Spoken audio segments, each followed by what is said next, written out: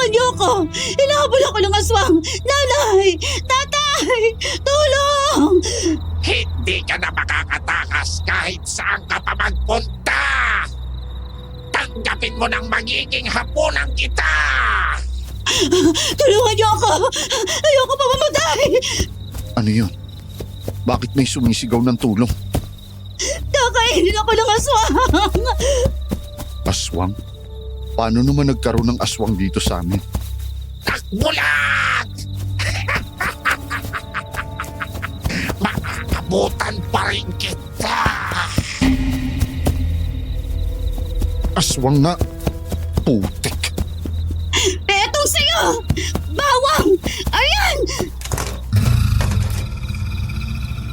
Huwag ka nang sumigaw, bata! Walang makakarinig sa'yo! Ayoko! Ayoko! Bitiwan mo siya! Sino ka? Ito na naman kayo, mga nakikialam! Subukan mo lumapit at malalaman mo kung anong hinahanap mo. Anong... Hindi ka pa rin nadadala. Lalabak ka talaga, ha? San Telmo, silaban mo ang di makatao.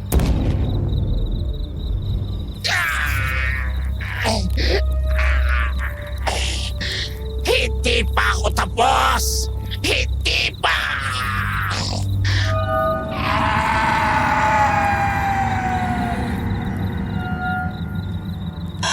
Wala na ba siya? Wala na. Pero sigurado kong hindi siya nag-iisa. Salamat po. Akala ko po mamamatay na ako. Dapat hindi ka na naglalakad ng mag-isa sa ganitong oras. Delikado lalo pat babae ka. Hindi ko po alam. Bigla na lang po siyang sumulpot. Aswang Radio.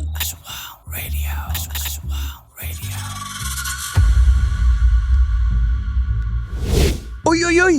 Oh. Teka lang! May humahangos! May sumisigaw ng tulong! Hala, may aswang dito sa eksena, Pao! Ay, grabe boy. Wala pa tayong kilala sa kanila pero ramdam ko na agad ang kaba ha. Yung tipong nandun ka lang sa tabi tapos biglang may sisigaw ng kakainin ako! Ganon, ganong level. Tapos mapapatakbo ka rin. Ganon. Oo nga. Pero teka, itong si Kuya, narinig niya yung sigaw eh. Di gaya ng iba, hindi tumakbo palayo. Tumakbo papunta. Palakpakan naman dyan oh. Malakas ang loob. Mukhang hindi ordinaryong mamamayan to, no, boy? Kasi may dalang baston, tapos may sipol pa. Oo. Tapos may pasantel mo. Naku. Legit! Hindi to basta-basta. Feeling ko, Poy, albularyo ito. O kaya ay may alam sa kababalaghan? At yung si ate girl naman, hindi lang basta sigaw ang bitbit. May dala ring bawang. Grabe. Kaya saludo tayo dyan. Di porket natatakot, wala nang laban. Feeling ko talagang full force niya yung ibinato kay Manong Aswang. Gusto ko yung ganun eh. Kahit takot ka, Poy, alam mo yun, lumalaban ka pa rin. Minsan ganun yung pakiramdam natin, di ba? Yung natatakot tayo pero gusto pa rin nating lumaban. Pero yung aswang, Poy, ayaw magpaawat. Nakakaloka kahit sugatan na, bumabalik pa rin. Parang toxic.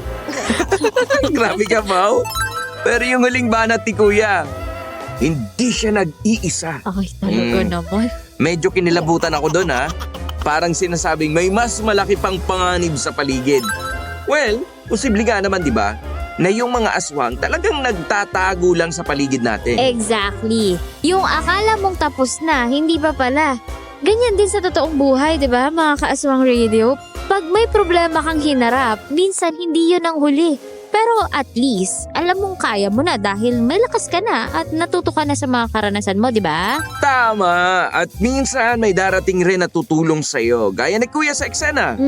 Hindi mo man siya kilala pero nariyan siya. Kumbaga sa buhay, minsan strangers pa yung unang sasalo sa'yo. Kaya reminder lang sa lahat, huwag nang maglalakad mag-isa sa madilim. Kasi hindi porket tahimik ang gabi, safe na, boy. magdala ng bawang o kung wala man, lakas ng loob. At syempre, Ano, Pao? faith kay Lord.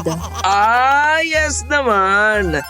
At kung may katulad ni Kuya sa tabi-tabi, pa-shoutout naman dyan. Ipaglaban mo kami! Pero ako po ay may katanungan lang sa ating mga listeners ha. Bago tayo magsimulang basahin itong sulat na ipinadala sa atin. Mga ka-AR, kwento naman po kayo sa comment section kung anong natutunan nyo sa last upload natin dito sa Aswang Radio. Gusto kong magbasa ng comments at baka may matutunan din ako sa inyo, di ba? Maganda nga yan. Or kung hindi man aral, ano yung eksena na tumatak sa inyo? Or hindi nyo talaga makalimutan? Unforgettable. Pagbigyan nyo naman kami ni Paula at malay nyo, bigla kaming mag-reply sa inyo. Ay, ako nagre-reply. Yes, magre-reply talaga ako, Poy, pag may time. Pero yun na nga, basahin na natin to, Poy.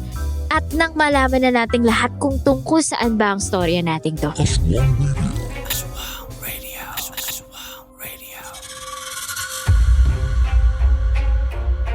Magandang araw po, Paula and Popoy. Magandang araw din, listeners. O kung anumang oras kayo nakikinig dito sa channel natin. Mahirap mamili kung saan ako magpapadala ng story ko kasi nakikinig talaga ako sa lahat. Pero sa huli, dito na lang ako nagpadala. Dahil ito ang pinakabago. Isa pa, nagugustuhan ko rin ang konting entertainment na ibinibigay sa atin ng mga DJ. Hindi ko alam pero may kakaibang timpla po talaga rito sa channel na to. Kaya hatak na hatak ako. Oo nga po pala, hayaan niyo pong gamitin ko ang pangalang Elias. Gusto kong itago ang tunay kong pagkakakilanlan. May ibang hindi ko na pinalitan ng pangalan kasi sabihin na po nating deserve naman nilang makilala kung sino talaga sila. Ang iba po, sadyang pinalitan ko bilang proteksyon at hindi nyo pa rin kami makilala. Nangyari po ito, higit 5 taon na rin ang nakakalipas. Edad 30 na po ako noon. Namulat po ako sa isang pamilya kung saan araw-araw napapanood ko ang lolo at tatay kong manggamot ng iba't ibang taong may karamdaman. Ang tawag po natin sa kanila ay manggagamot o albularyo. Kalaunan po natutunan ko na rin po kung paano manggamot, kaya naipasa rin nila sa akin ang kaalaman nila. Mula po noon, hangad ko na po talagang makatulong sa iba. Parang ibang klaseng ginawa po kasi sa dibdib ang nararamdaman ko kapag nakagagamot ako ng tao. Pagkatapos ay gagaling. Simple lang naman po ang gusto ko, ang maging instrumento ng iba. Pero hindi ko akalain ang kagustuhan kong maging magaling na albularyo ang siyang magpapahamak sa akin. Nagsimula ang dilubyo nang makilala ko si Pina. Isang tindera ng bawang na iniligtas ko mula sa isang aswang. Feeling ko talaga noon isa akong superhero na nagligtas ng nangangailangan. Kaso biglang umulan at ang sabi ni Pina, malayo pa raw ang uuwian niya. Kaya naman napilitan akong patuloyin muna siya sa muntikong kubo. Hindi ko akalaing doon pala magsisimulang magganda leche-leche. Hindi lang ang trabaho ko, kundi ang buong buhay ko. Dahil si Pina, lapitin ng aswang. Dahil sa isang katotohanang labis kong ikinagimbal at hanggang ngayon, nakatatak pa rin sa aking isipan. Naku, uulan pa yata. Paano kaya ako makakauwi nito? Ang layo-layo pa naman ang bahay ng tiyo rito. Paano ka ba napadpad dito? Tsaka ang dami mo naman yatang dala. Mga paninda ko to. Inabot na ako ng gabi sa paglalako eh. Ano ba yung laman ng sako mo? Mga bawang. Oh? Mga bawang lang pala eh. Bakit parang hiyang-hiya ka naman dyan? May mga panloob namin mga babae. Bra, tsaka... Oo. Oo, naiintindihan ko na. Taga saan ka ba? Paano ka nga nakarating dito at inabot ka ng gabi? Tuloy ay hinabol ka ng aswang na yon. Tagal kabilang bayan pa ako eh. Pupuntahan ko sana ang tiyuhin ko, saka naglako na rin ako sa mga nakita kong tao sa daan. Ang kaso, parang naligaw naman yata ako sa daan. Bata pa kasi ako nung huling punta ko doon. Anong barangay ba? Baka may turo ko sa iyo ang daan. O kaya, sasamahan na lang kita kung malapit lang naman. Sa ano? Anak ng pusa! Sabi ko na nga ba uulan eh. Ay, malas. O babasa pa. Halika muna sa bahay. Saglit na takbo lang. Hindi pwede mabasa ang mga bra ko. Naku, bago mga to. Akin na nga yan. Ako na magdadala. Mukhang hirap na hirap ka dyan eh. Hindi ko na po siya hinintay na sumagot at basta na lang kinuha ang dala niyang sako. Muntik ko pang maibabayon sa putikan dahil hindi pala biro ang bigat. Putik. Sigurado ka bang bawang at bra lang ang laman nito? Walang katawan ng tao. Grabe, ang bigat eh. Anong katawan ng tao? Wala no. Kilo-kilong bawang lang ang laman niyan at ilang pares ng brat panty. Diyos ko. Buti nakakaya mong buhatin to. Ang lakas mo naman. Nagreklamo ka ba? Amin na nga, ako na lang ulit na magbubuhat. Hindi na. Bilisan mo na lang tumakbo. Basang-basa na tayo. Oo na, eto na. Tinakbo namin ang maputik na daan. Halos madulas-dulas na ang kasama ko. Pero pinabayaan ko na siya. Dahil talagang bigat na bigat din ako sa dala ko. Nang makarating kami sa kubo ko, binuksan ko agad ang mga ilaw dahil madilim at pinatuloy ko na rin siya na mukhang ginaw na. Halika, pasok. Pasensya ka na rin sa bahay ko. Hindi ganong kalakihan. Ayos lang. Ang aliwalas nga nitong kubo mo eh. Kahit maraming nakasabit na anik-anik. Tsaka ako nga dapat ang mahiya, no? Pinasilong mo pa ako dito sa bahay mo. Kaysa naman hayaan na lang kita sa labas, di ba? Tingnan mo nga at sobrang lakas ng ulan. Mukhang walang balak tumigil. Alangan namang iwan kita at pabayaan. Eh di nanginig ka na lang doon, konsensya ko pa. Kung sa bagay, wala rin naman talaga akong kilala dito sa lugar nyo eh. Sandali, kukuha lang ako ng tuwalya tsaka pamalit mo. Alam ko may mga damit na naiwan dito si nanay. Sige, salamat. Paupo ka muna dyan. Huwag mo nang alalahanin kung mabasa. Kawayan naman yan. At madaling punasan tsaka matuyo. Iniwan ko muna siya saglit. Nakakatawa man pong isipin pero pinatuloy ko sa bahay ko ang babaeng hindi ko pa naman kilala at hindi ko rin alam maski ang pangalan niya. Alam niyo po yun? Parang hindi man lang nakaramdam ng kahit anong pagdududa. Pakiramdam ko nga po nung parang sumobra naman na yata ang pagiging matulungin ko at ang bilis-bilis kong magtiwala. Kaso, totoo naman ding nakakaawa kung hahayaan ko na lang siyang maulanan sa labas. Pagkatapos ko pong manguha ng malinis na tuwalya at damit na pamalit, agad ko na rin siyang binalikan. Naabutan ko siyang inilalabas sa mga laman ng sako niya. Pasensya ka na. Nakilapag na ako ng mga gamit ko dito sa mesa mo kasi kailangan kong tingnan kung mga nabasa eh. Ayos lang naman. Ito nga pala yung tuwalya tsaka damit ni nanay. Pasensya ka na rin at mukhang medyo maluwang ang mga yan sa'yo. May katabaan kasi ang nanay. Tapos ano rin, wala pala akong may papahiram na panloob. Ano ka ba? Meron naman ako rito. May isang pares na nabasa oh. Ito na lang ang gagamitin ko kaysa naman wala akong isuot ano. Ano nga palang pangalan mo? Kanina pa tayong magkasama at magkausap. Ngayon ko lang naalalang tanungin. Pina. Pina ang pangalan ko. Pina? Pinaglihi ka ba sa pinya? Siguro. Hindi ko rin alam eh. Ako naman si... Elias. Oo na. Maganda na ang pangalan mo. Panlalaking panlalaki.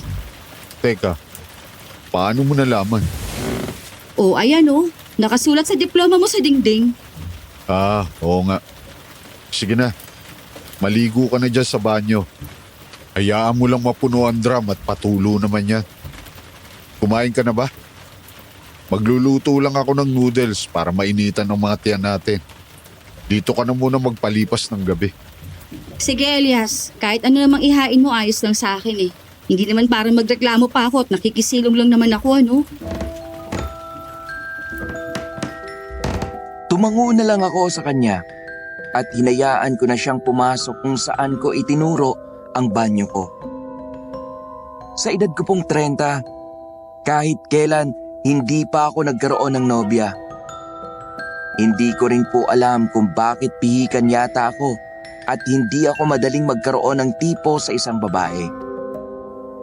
Sa katunayan nga, inaakusahan na ako ng pamilya ko at ilang mga kapitbahay na baka raw bakla ako. Pero alam ko naman po sa sarili kong hindi.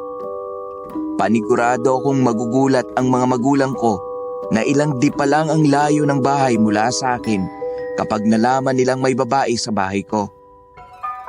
Yun kasi ang unang beses na nagpapasok ako ng ibang tao sa kubo bukod sa mga ginagamot ko. Elias, tapos na ako.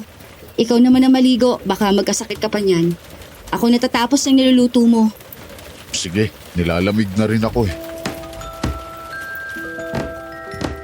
Iniwan ko muna si Pina doon para saglit na maligo. Naglaga na rin ako ng luyang iinumin ko para agapan ang nagbabadyang sipon at ubo. Habang nagkukuskus ng katawan, parang may narinig akong nagbubungkal sa labas. Pero binaliwala ko na lang. Nang matapos, nadatnan kong naghahain na si Pina. Tapos ka na pala, naghahain na ako para kakain na lang tayo. Ano nga pala yung nakalagay sa takuri mo? Medyo matapang kasi ang amoy eh. Luya yon. Mabisang gamot, lalo na sa ubo. Inumin natin para kung sakali man, hindi na tayo magkasakit. Hindi na. Hindi ko kasi trip ang lasa ng luya eh. Masyadong maanghang. Ikaw na lang siguro. Malakas naman ang resistensya ng katawan ko eh. At saka hindi ako madaling magkasakit. Sige, sabi mo eh. Kumain na tayo nang makapagpahinga na rin. Doon ka na lang sa kwarto ko. Dito na lang ako sa sala. Maglalatag na lang ako ng banig. Hindi na. Ako na lang dito sa sala. Nakakaya naman kung pati sa higaan eh. Mga abuso ako. Babae ka, kaya ikaw dapat ang nasa kwarto. Hindi mo na kailangang mahiya dahil ako naman ang nagsabi. Tsaka ngayong gabi lang naman eh. Kung sa bagay. Sige, sabi mo yan ha. Oo na, huwag ka nang makulit. Kumain ka na. Eto na nga eh. Nung mga sandaling yon, dun ko lang malayang natingnan ng maayos ang mukha ni Pina. Maganda po pala siya. Malaanghel ang itsura. Mistisa ang kanyang kulay at makinis din. Hindi siya ganon katangkaran. Pero may hubog ang katawan. Ewan ko kung anong ginawa niya sa malaking saya ni nanay. Nilagyan niya yata ng sipit sa likuran para hindi magmukhang malaki sa kanya. Mahaba po ang kanyang itim na buhok at bahagyang may alon sa dulo. Mahaba ang pilik mata, bagay sa makapal na kilay at bilugang mga mata. Basta hindi naman siya ganun kaganda. Parang cute siya tingnan at parang anghel. Makatitig ka naman dyan. Nagagandahan ka sa akin oh. Kapal naman ang mukha mo. Sino ka ba? Sus, kunwari ka pa. Kala mo naman di kita nahuli. Hindi nga ako nagagandahan sa'yo. Oo, cute ka. Pero maganda? Hindi naman. Sapat lang. Pero in fairness ha, ngayong nakita kita ng maayos sa liwanag, gwapo ka pala. Mukha kang sigbin sa dilim kanina eh. Tapos basang sisiw nung biglang umulan. Kumain ka na nga lang dyan. Pasalamat ka nga't hindi kita pinagtawanan kanina kahit ilang beses kang nadapa sa putikan. Nakita mo na pala ako. Hindi mo pa ako tinulungan. Buhat ko na nga yung sako mo, tutulungan pa kita. Hindi na po siya sumagot sa akin pagkatapos kong sabihin yon. Basta masama ang tingin niya sa akin. Nang matapos kaming kumain, uminom ako ng salabat. Habang siya'y ayos na raw sa tubig.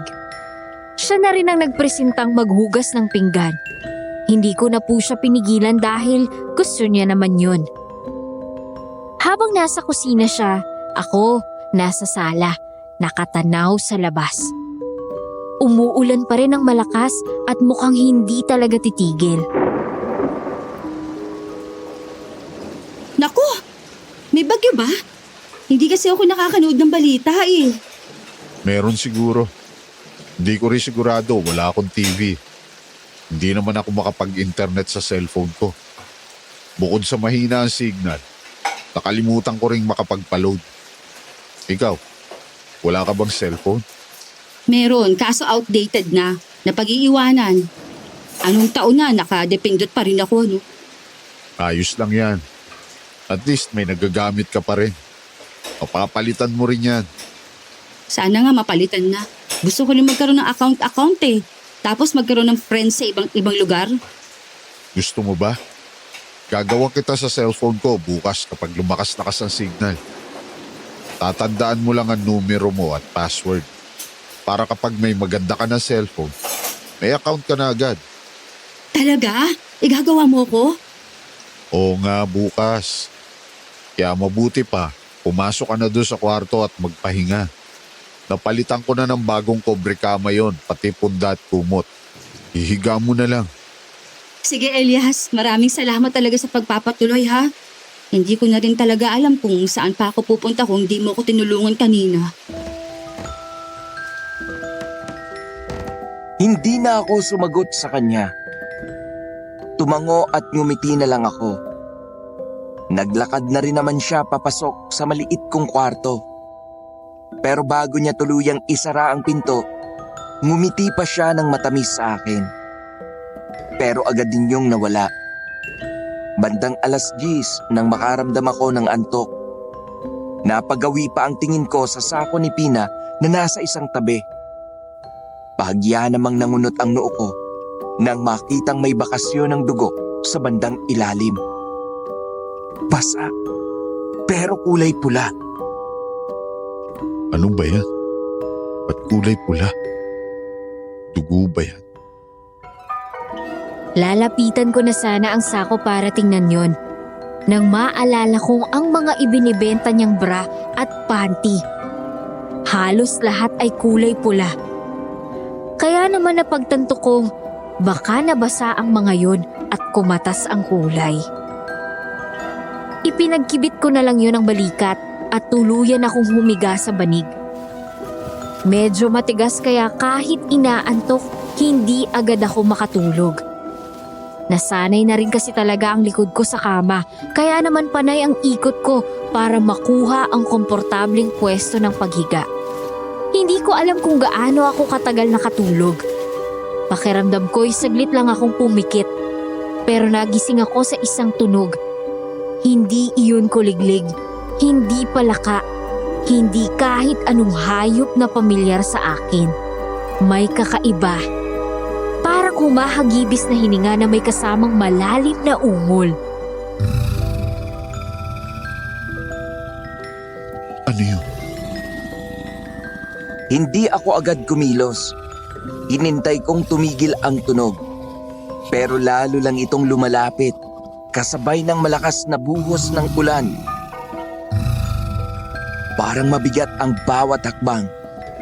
Naramdaman kong naninikip ang dibdib ko habang dahan-dahang bumabangon mula sa banig. Ang paligid, madilim, malamig. At ang amoy, kumakapit sa ilong ko, ang amoy na hindi ko makakalimutan. Parang bulok na karne, pinaghalong asim, lansa at amoy ng putik na hinaluan ng usok mula sa sinusunog na balahibo. Napalingon ako sa sahig.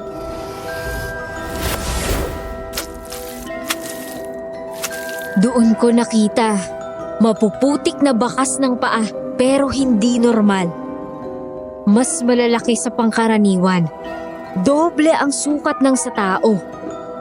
Parang hayop pero mas malaki. Hindi bilog, hindi pantay kundi mahaba. May mga matutulis na dulo ng kuko. Nangingitim ang paligid ng mga bakas at mula roon, doon nang gagaling ang nakasusulasok na amoy. Pina,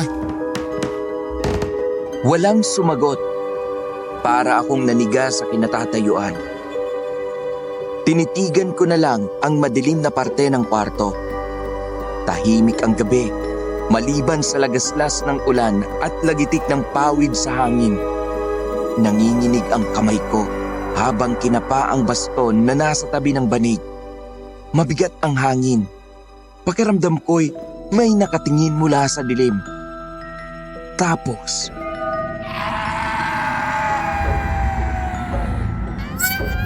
Elias, tulong! Tulungan mo ako! Isang sigaw. Mula sa kwarto kung nasaan si Pina. Agad akong kumilos, hawak ang baston. Halos mawala ng ulirat ang katawan ko sa kaba. Dahan-daan akong lumapit sa pinto ng kwarto. Bukas ito. Nanginginig ako. sa liwanag ng kidlat, nakita ko siya. Si Pina, nakahiga sa kama, nanlalaki ang mata, umiiyak. Nakasampa sa ibabaw niya ang isang nilalang. Itim ang balat, parang balat ng inaagnas na bangkay. May matatalas na kuko na nakabaon sa leeg ni Pina. Ang mga mata ng nilalang, pulang-pula, parang apoy na binuhay ng galit. Ang dila nito, mahaba, mabasa, pilit inaabot ang mukha ni Pina. Habang umiiwas siya, umiiyak, namimilipit. Elias! Tulungan mo ako!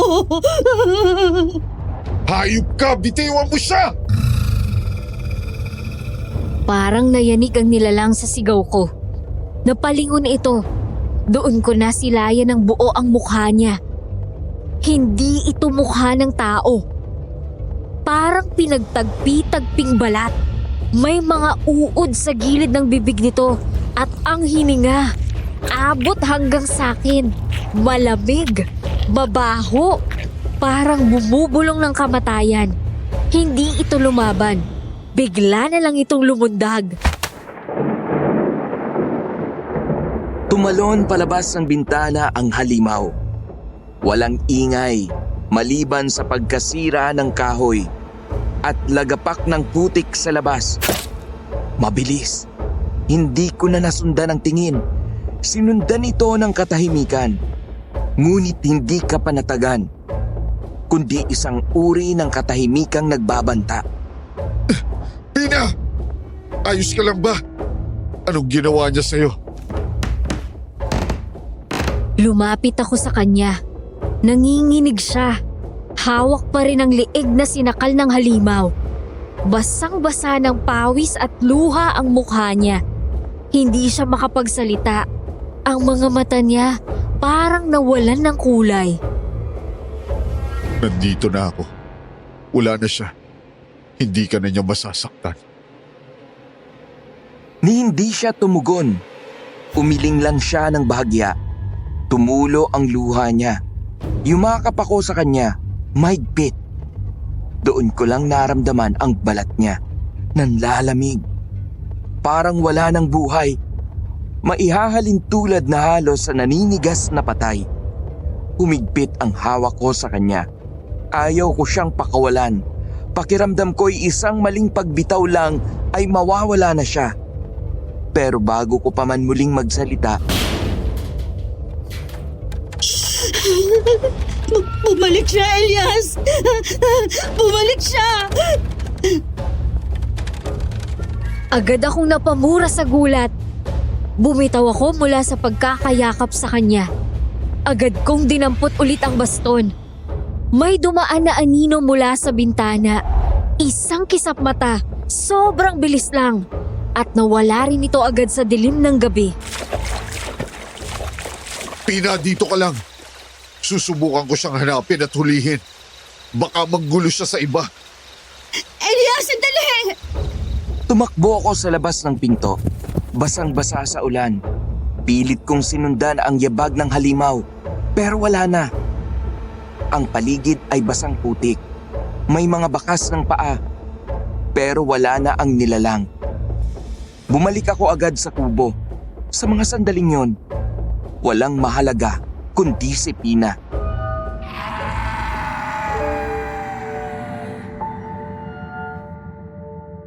Nandito na ako. Tapos na. Wala na yung halimaw. Elias, muntik na akong kunin. Ang laki niya. Ang lamig ng hininga. Ang mata niya pula. Parang apoy. Ligtas ka na, Pina. Ligtas ka na. Ngunit sa loob-loob ko, alam kong hindi pa tapos ang lahat. Ang halimaw, babalik yun. Dahil ang mga tulad niya, hindi basta sumusuko hanggat hindi nakapambibiktima.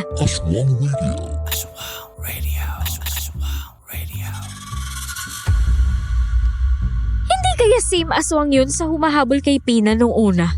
Hoy, Might be. Mukhang takam na takam ang aswang kay Pina, ah. masarap eh.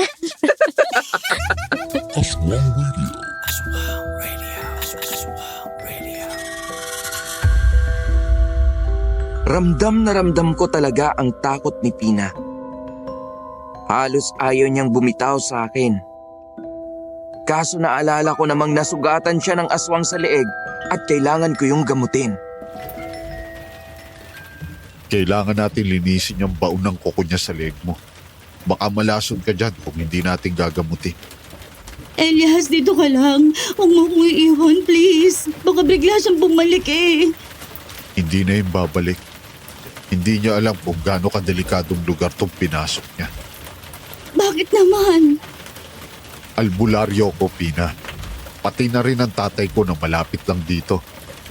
Marami kaming alam na paraan kung paano mapapatay ang mga tulad nila. Kaya hindi mo kailangan mag-alala. Ang mabuti pa, kung ayaw mong maiwan dito, sumama ka na lang sa akin sa labas nang mapanatag ang loob mo. Sige, sasama na lang ako sa'yo. Ayoko talaga maiwan dito sa loob. Kailangan ko pang maglinis pagkatapos. Nag-iwan ng mga bakas yung aswang na yun. Paputik tuloy ang sahig. Saan kaya dumaan ang isang yun at hindi ko man lang naramdaman? Naririnig ko pa lang siyang umaatungal sa labas. Tapos biglang nandito na sa loob ng bahay ko. Hindi ko rin alam. Basta nagising na lang ako may nakadagan sa akin. Pagmulat ko, sinakal niya na ako agad tapos dinilaan ako sa pisngi. Ang baho niya. Mabaho talaga ang mga aswang at iba-iba ang amoy nila. Mapulok, malansa, amoy patay. Yung iba mapanghi tulad ng mga sigpin. O siya, paupo ka muna dyan at ihahanda ko lang ang mga panlinis ko sa sugat. Elias, pwede bang linisan mo na lang gamit ang maligamgam na tubig? Ayoko kasi nagpapahid ng kung ano-anong gamot o langis sa katawan eh. Mabilis akong mairita at mangate. Ano? Pinaglagaan ng dahon ng bayabas ang ipanlilinis ko sa sugat mo. Ayos lang ba sa iyo yun? Pwede na rin yon kung yun lang. Hindi naman siguro ako mamamatay. Mabuti nilang talaga dumating ka kagad. Darating talaga ako agad. Yung sigaw mo kasi kanina parang aabot hanggang sa traffic ng EDSA. Nakuha mo pa talaga magbiro ng ganyan. Muntik na nga ako mamatay. Hindi ka mamamatay sa poder ko. Pero marami ka ng utang sa akin. 2 beses na kitang iniligtas sa aswang sa iisang gabi lang. May posibilidad kaya na iisang aswang lang din yun? Posible. Pero hindi rin. Sigurado akong yung unang aswang na humahabol sa'yo. Kung talagang nakaligtas man siya sa akin, malamang nanghihina pa rin yun hanggang ngayon. Kaya hindi makakaatake agad ulit dahil sa santel mo. Ang iniisip ko lang, bakit parang lapitin ka yata ng aswang? Oo nga eh. Alam mo bang hanggang sa panaginip ko, hinahabol ako hanggang sa pangungot ng mga tulad nila. Aswang lang siguro talaga ang mahuhulog sa mukha mong yan. Maiwan na nga muna kita dyan. Kukuha pa ako ng dahon ng bayabas sa labas. Elias, bilisan mo lang ha. Ayoko maghintay rito. Oo na. Dito lang naman ako sa likod bahay. Agad akong nanguha ng dahon ng bayabas. Habang tumitingkayad para makuha ang bagong tubo o talbos ng bayabas, biglang bumaba ang tingin ko sa lupa. Nagsalubong ang kilay ko nang mapansing parang bagong hukay ang lupa. Tapos, naalala ko yung narinig ko habang naliligo. Naisip ko namang sino ang maghuhukay sa likod ng bahay ko at bakit. Nang marinig ko ang munting pagtawag ni Pina mula sa loob, tinapos ko na ang pagkuha ng mga dahon. Ilalaga ko lang saglit ang mga to. Sige, maghihintay na lang ako. Natagalan kay hata sa labas. Oo, para kasing may naghukay sa likod ng bahay ko. Baka kapitbahay? Baka may nilibing na hayop. Bakit naman sa likod pa ng kubo ko? Ang lawak-lawak naman ang lupa rito. Ewan ko rin. Hayaan mo na siguro yun. Nagkibit na lang ako ng balikat at hindi na sumagot. Habang hinihintay na kumulo ang nilalaga ko, nilinis ko na rin muna ang sahig na puro putik. Si Pina tulala, bahagya pa rin nanginginig ang mga kamay.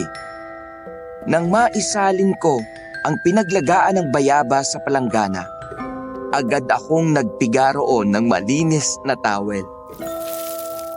Halika na, Pina. Nang makapagpahinga na tayo ulit. Sige. Basta lilinisin mo lang ha.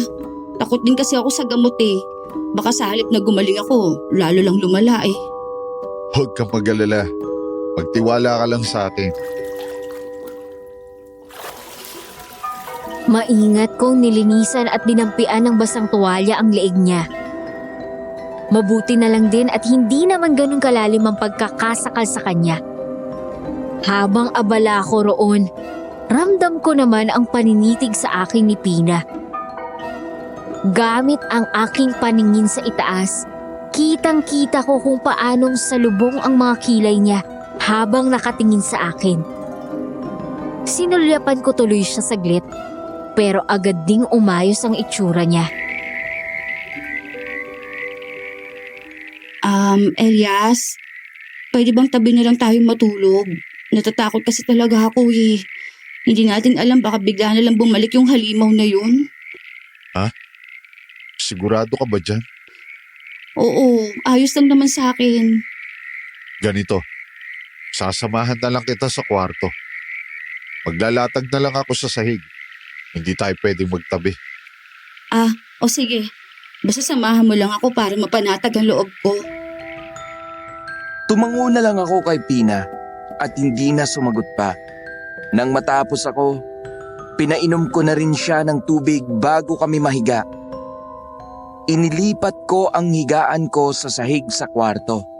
Kampante naman na siyang humiga sa kama ko. Dahil na rin siguro sa pagod, hindi ko na namalayang nakatulog na pala ako.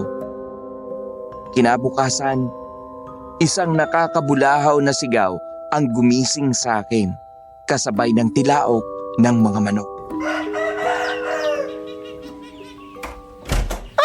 Santa Maria, Ina ng Diyos!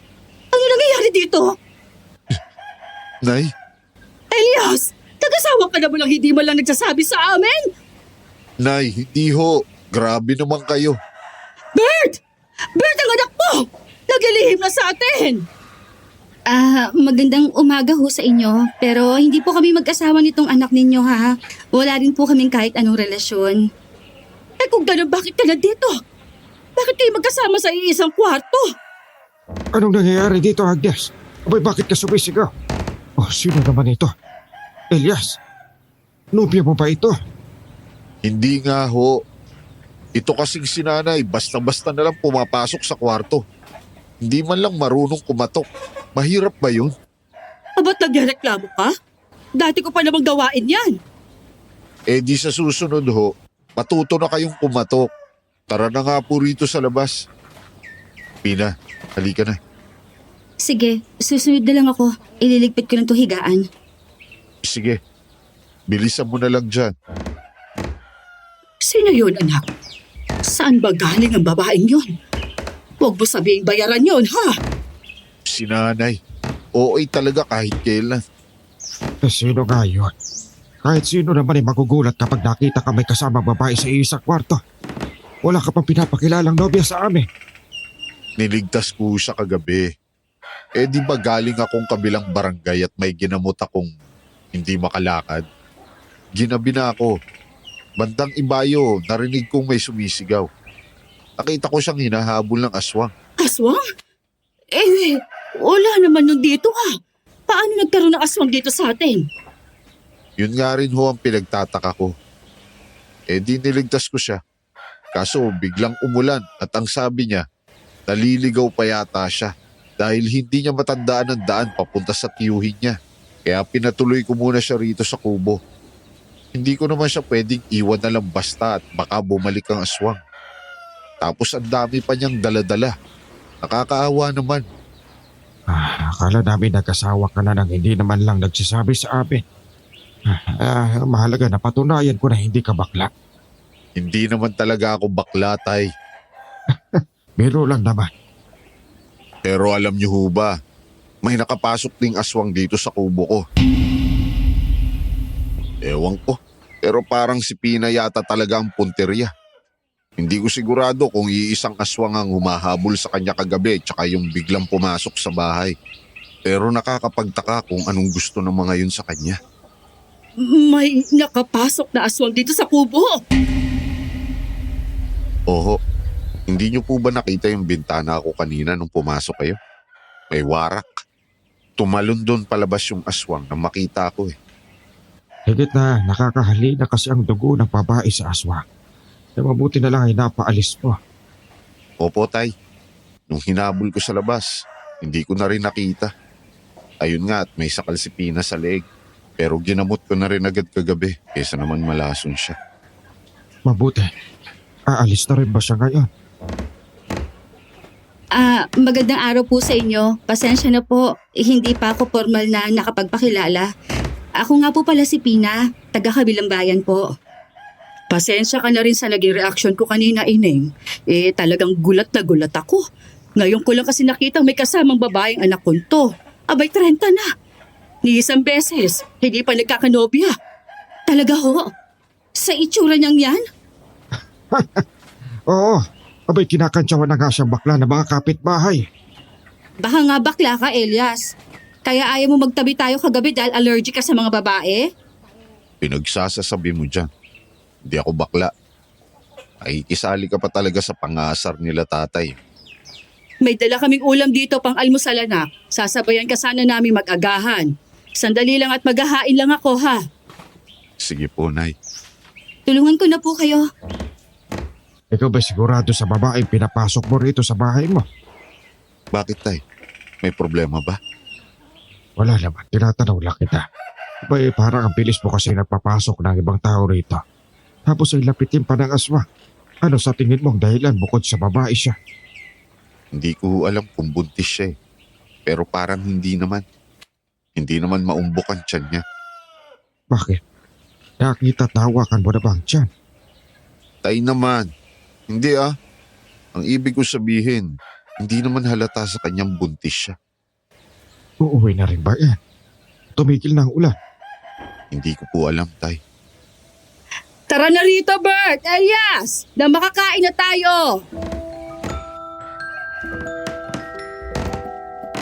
Hindi ko po maiwasang makaramdam ng hiya nung mga oras na yon. Paano? Ang mga tingin ni nanay ay lumilipat-lipat lang sa aming dalawa ni Pina.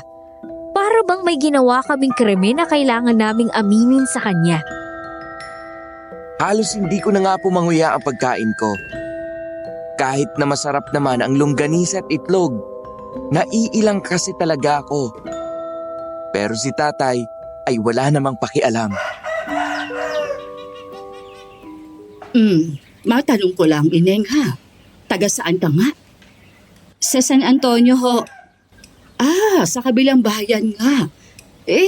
Paano ka naman napadpad dito sa amin?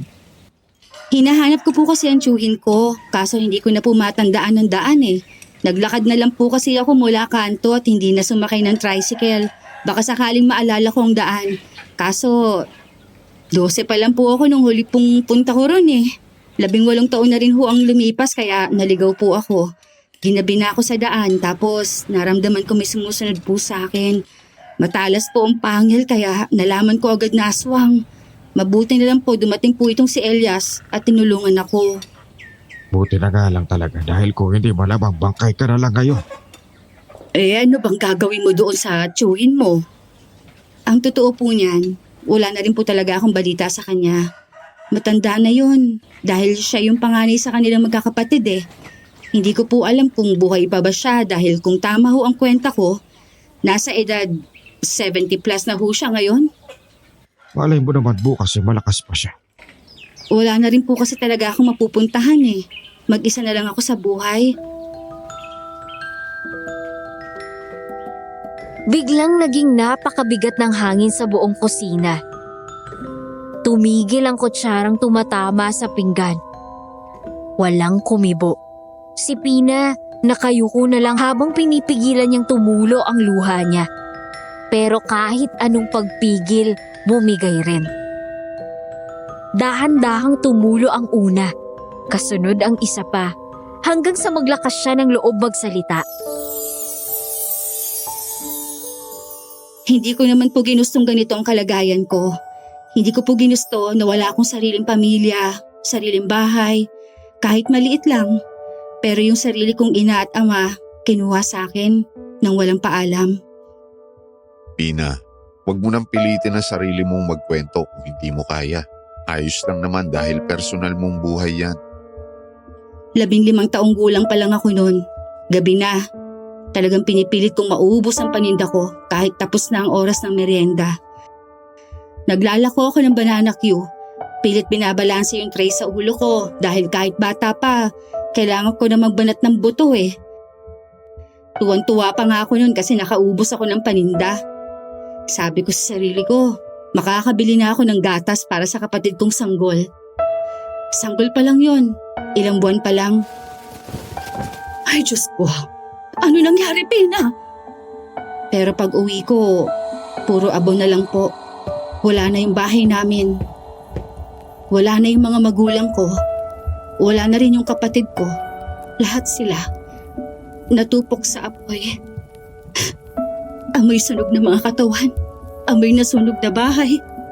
Iyon po ang sumalubong sa akin. Hindi ba iimbestigahan yun ng mga pulis? Wala na pong nakialam. Sayang lang daw ang oras nila, walang kumilos. Ang sabi baka aksidente lang, naiwang buhay ang kandila at natumba sa waling dingding. Pero alam ko po sa sarili ko, hindi po yun aksidente. May gumawa po nun. Pero sino? Wala akong kapangyarihan para malaman. Wala akong boses para sa iba. Kasi bata lang naman ako noon at mahirap. Walang naniniwala sa salaysay ng batang gutom. Nakakalulus naman ang dinanas mo, anak. Akala ko po may matatakbuhan ako. May kuya pa kasi ako eh. Akala ko siyang magiging sandigan ko. Pero ilang linggo lang matapos ang libing, pinaalis niya na rin ako sa bahay nila. Hindi na raw kasi ako kasya doon. May sarili na siyang pamilya. Ipinagbalot ako ng kanin at tuyong ulam tapos pinaalis. Saan naman po ako pupunta? Walang puso yung kuya mo. Sa simula po, sa mga bangketa ang tulugan ko. Karton, ganon. Kasama ko nun mga batang pulubi rin. Kung saan abutan ng antok, dun na ako. Sa ilalim ng tulay, sa gilid ng palengke, nakikitulog sa karito ng mga tindera. Hanggang sa makaipon po ako ng kaunti. Nakaupa ako ng kwarto, pero sobrang sikip, siksikan. 6 kami nagkakasya sa isang maliit na espasyo. Doon na ako naglako ng paninda, bawang at bra, kahit ano na lang, basta may kita. Pero nitong mga linggo, matumal. Umulan ng sunod-sunod, wala na akong pambayad, pinaalis na rin ako. Paano mo na kaya na mag-isa lang ang lahat ng mga iyon? Hindi ko rin po alam. Bawat araw, gising ako ng maaga, pero hindi dahil excited ako mabuhay, kundi dahil kailangan para mabuhay. Kasi kung hindi ako kikilos, sinong kikilos para sa akin? Wala naman akong maaasahan eh. Wala akong nanay na mag-aalaga sa akin kapag may lagnat ako. Wala akong tatay na hahaplos sa likod ko habang umiiyak ako. Kahit yakap, limot ko na po kung ano ang pakiramdam nun.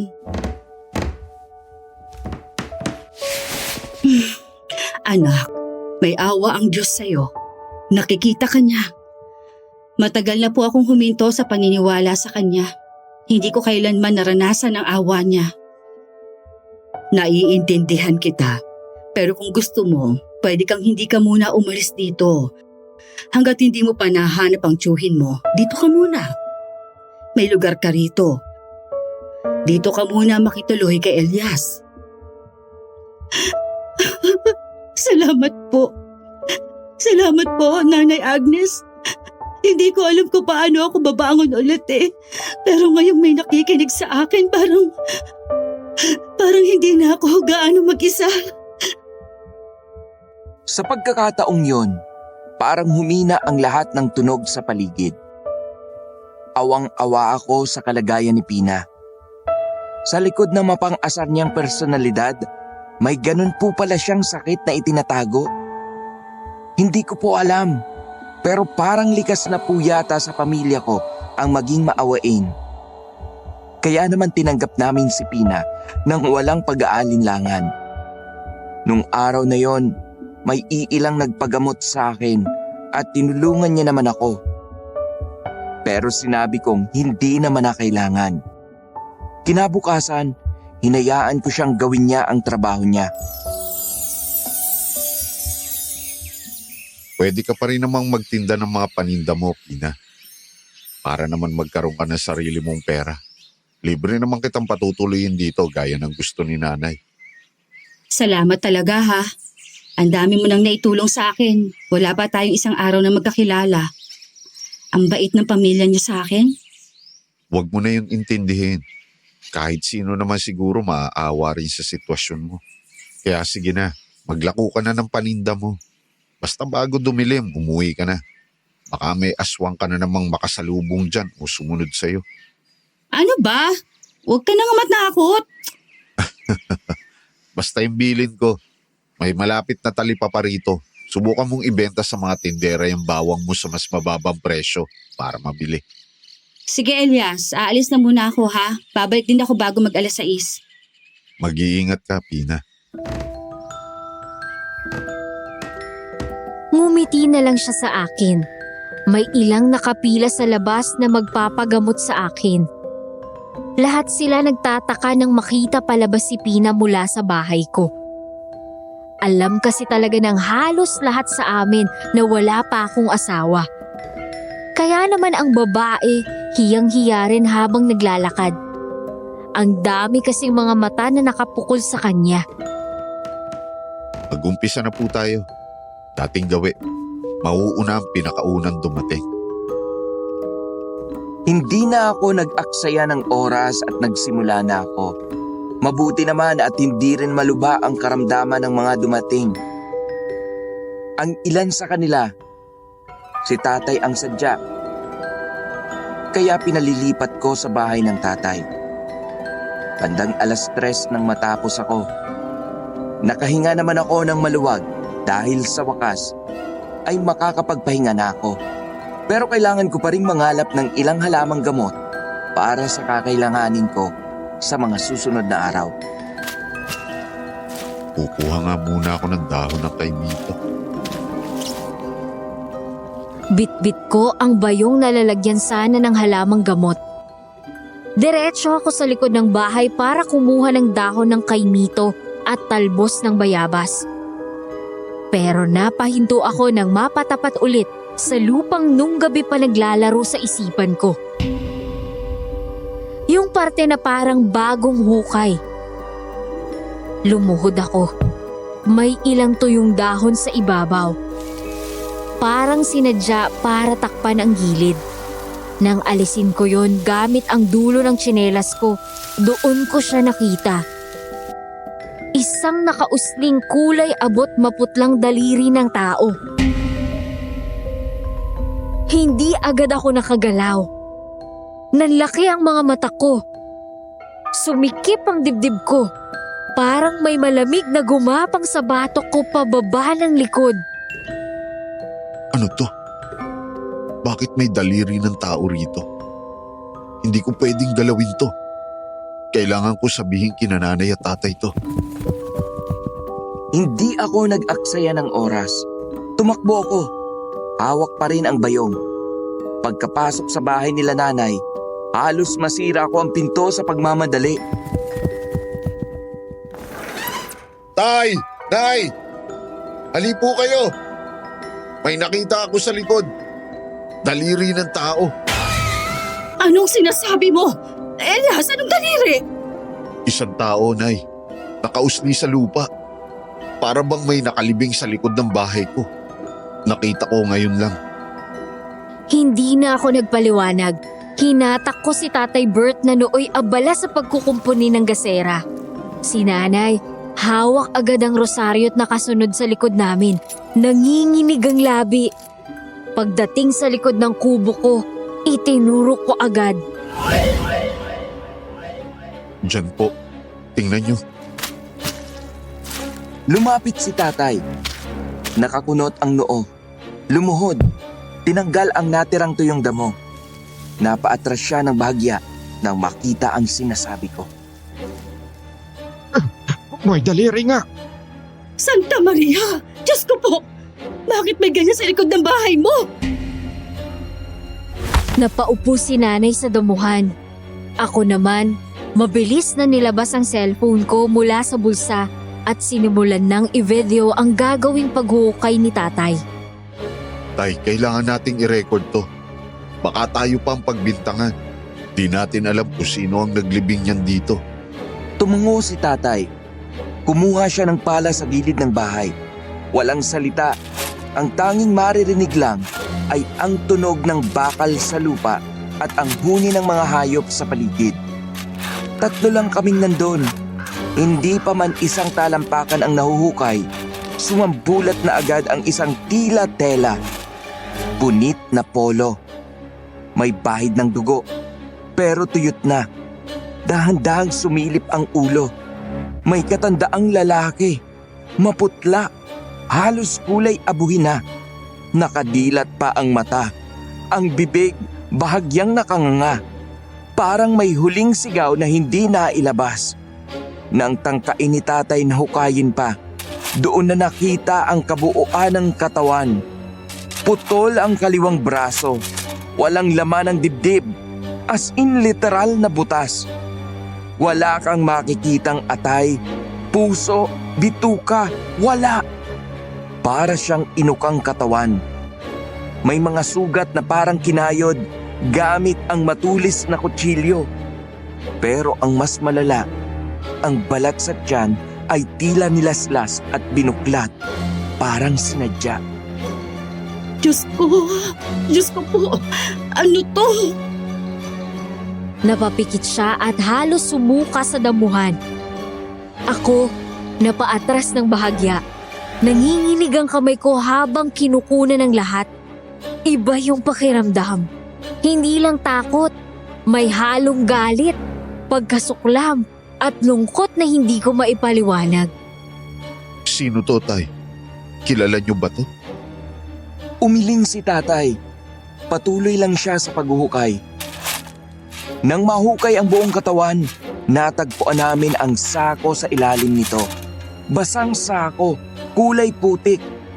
Baka ginamit na pambalot o paniklop bago inilibing. Isinuksok lang sa ilalim para bang minadali. Hindi ayop ang gumawa nito.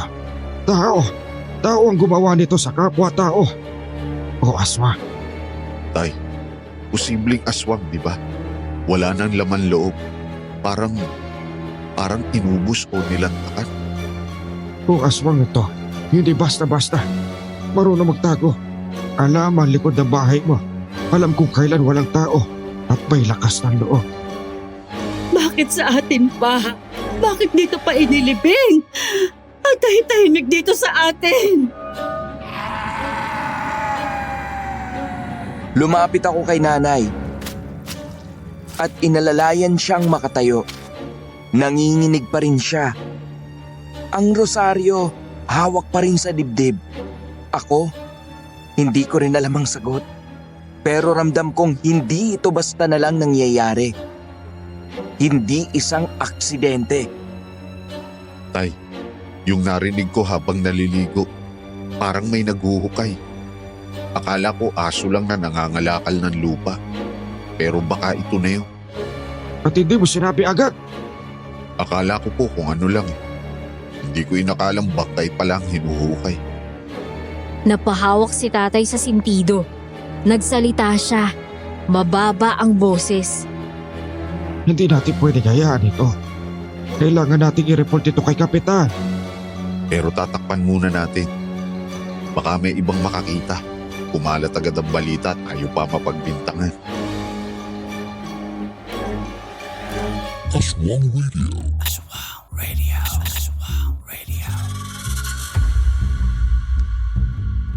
Okay, Pao.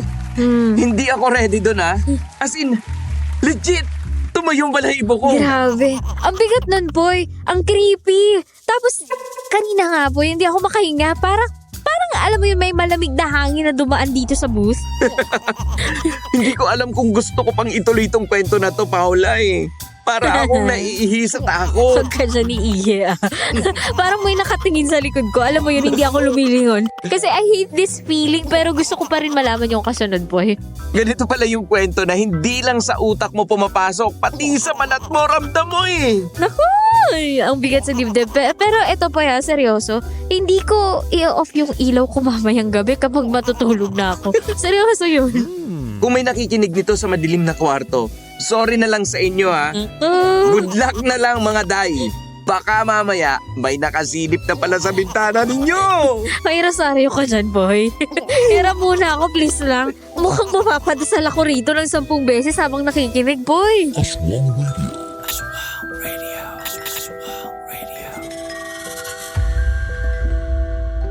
Tinakpan ni tatay ng trapal. Nilagyan ng tuyong sanga. Tapos pinatungan ng batya para kunwaring pananim. Si nanay, tahimik lang sa gilid. Tila nang wala ng lakas magsalita. Habang nag-aayos si tatay, hindi ko maiwasang tumingin ulit sa parte ng mukha ng bangkay. Ang daming tanong na pumapasok sa utak ko. Bakit siya nasa likod ng bahay ko? At bakit wasak ang katawan niya?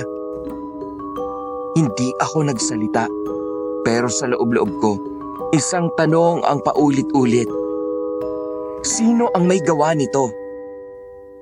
Pagkatapos naming muling takpan ang bangkay at i-record ang lahat, naisipan naming dumiretso sa barangay. Pero bago pa kami makalakad ng ilang hakbang, may narinig kaming paakyat sa kawayang hagdan. Elias! Napalingon kami. Si Pina. Bit-bit niya yung bayong na ginamit niyang paninda, pero kita sa mukha niya ang pagkagulat. Maraming tao sa paligid. May ilang kapitbahay na nakisilip at nagtatanong-tanong kung anong nangyari. Oh, anong meron? Bakit ang daming tao?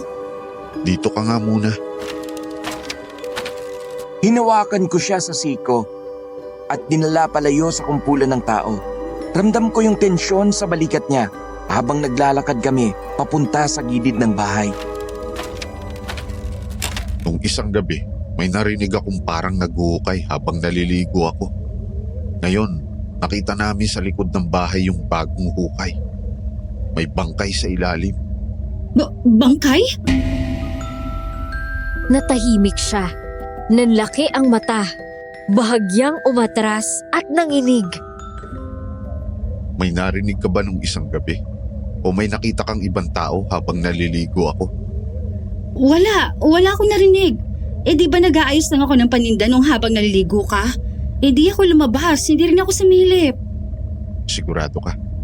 Oo, Elias. Kung may narinig ako, sinabihan na sana kita. Napatingin ako sa kanya. Hindi ko alam kung totoo ba yung takot niya o may tinatago siya. Pero nung mga oras na yon, wala akong ibang pruweba. Sa mga sumunod na oras, naging usap-usapan sa buong sityo ang tungkol sa bangkay. Ang ibang kapitbahay, hindi na bumaba sa bahay nila. Ang iba naman, pasimpleng sumisilip sa amin. Lalo na tinawag pa ng barangay tanod si Kapitan. Sigurado kayong hindi kayo ang may gawa nito? Opo. Kaya nga kinuhanan ko agad ng video habang hinuhukay para may ebidensya. Mabuti. Pero siguruhin nyo pa rin na wala kayong itinatago. Mahirap na dahil sa likod mismo ng bahay mo nahukay tong patay, Elias. Hindi ko na lang sinagot yun. Tumango ako. Pero sa loob-loob ko, parang sinusubukan akong insultuhin. Pag-alis ng kapitan, si nanay at tatay agad na pumasok ng bahay nila. Ako naman, naiwan sa sala. Nang mapansin kong tahimik si Pina, nilapitan ko siya. Okay ka lang? Ang dami nilang tumitingin sa akin, Elias. Para bang ako may kasalanan porke ngayon lang nila ako nakita dito sa inyo. Hindi ka naman nila kilala. Natural lang na magtanong sila. Pero natatakot ako. Lalo pat may aswang pang pumasok dito kagabi. Tapos ngayon, bangkay naman. Hindi siya tumingin sa akin. Nakayuko lang siya. Habang mahigpit na hawak ang laylayan ng suot niyang palda. Elias, pwede ba ulit tayo sa isang kwarto matulog ngayong gabi? Napatigil ako. Hindi ako agad nakasagot. Naalala ko yung gabing muntik na siyang kunin ng nilalang. Ramdam ko pa rin yung lamig ng balat niya nung yakapin ko siya. Sige, pero gaya pa rin kagabi, sasahig lang ako. Ayos lang, basta nandyan ka lang.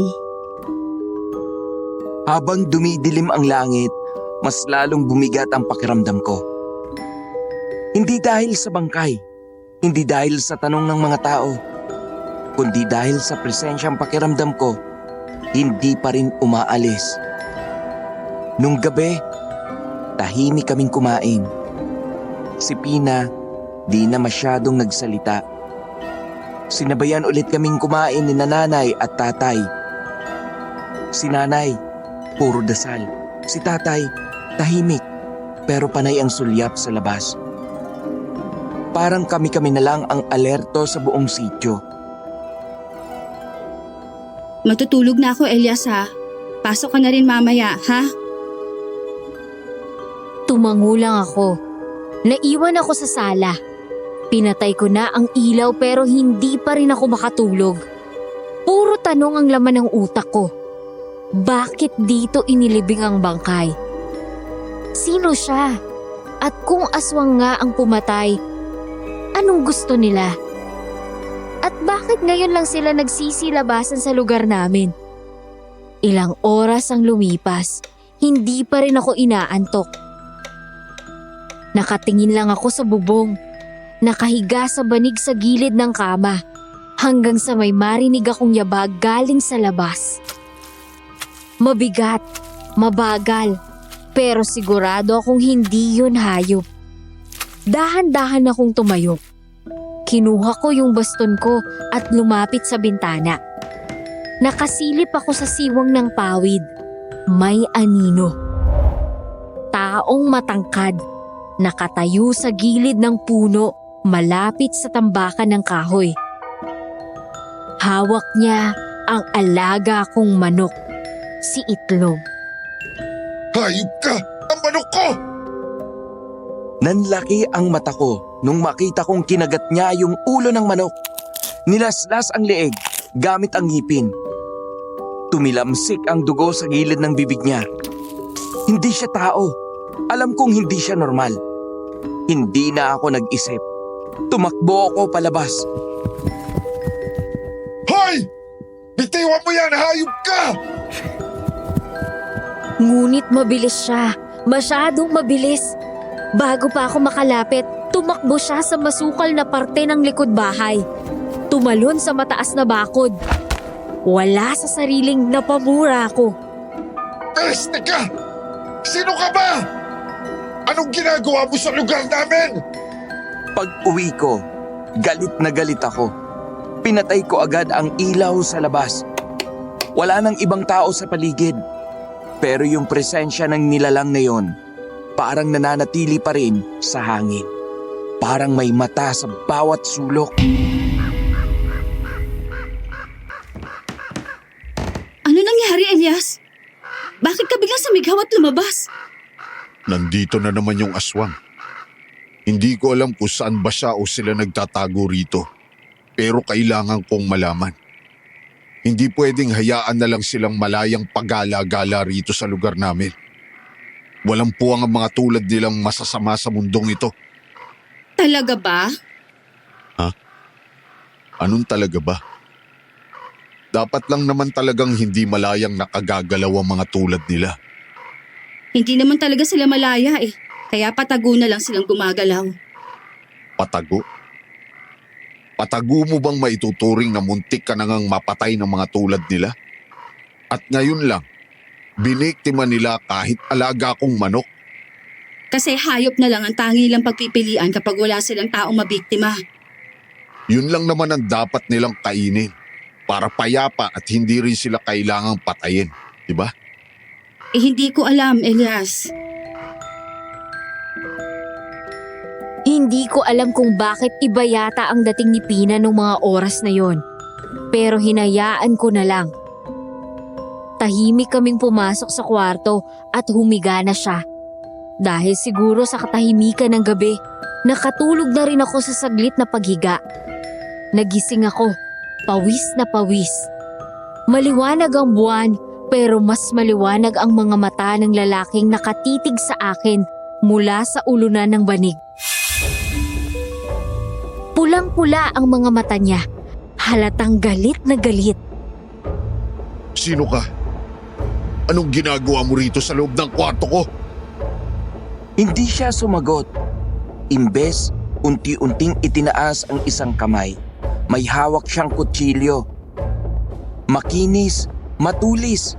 At ang hawakan nito, hindi kahoy, hindi bakal, kundi buto.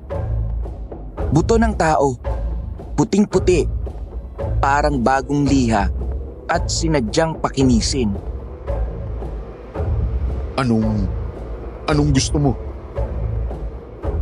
Hindi siya sumagot, pero ngumisi siya. Ngiting masama, ngiting puno ng puot, ngiting hindi ko malilimutan. Walang tutulong sa'yo, Elias.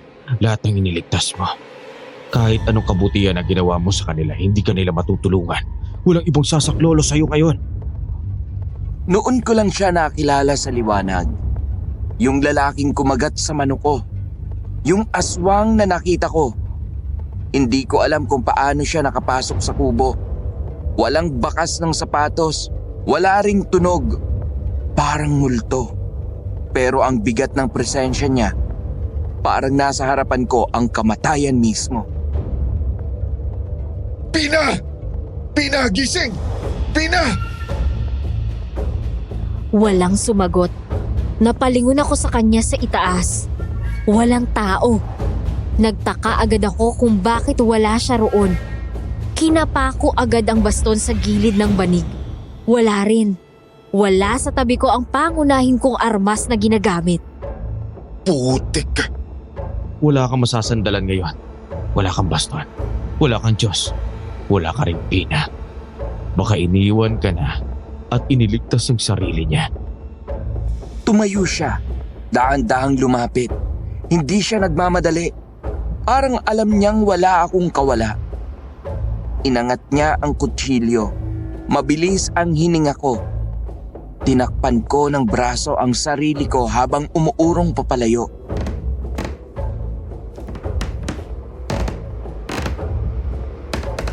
Hanggang sa madamo ko ang isang bagay sa likuran ko. Ang palaspas. Nakapatong yun sa tabi ng Santo Niño.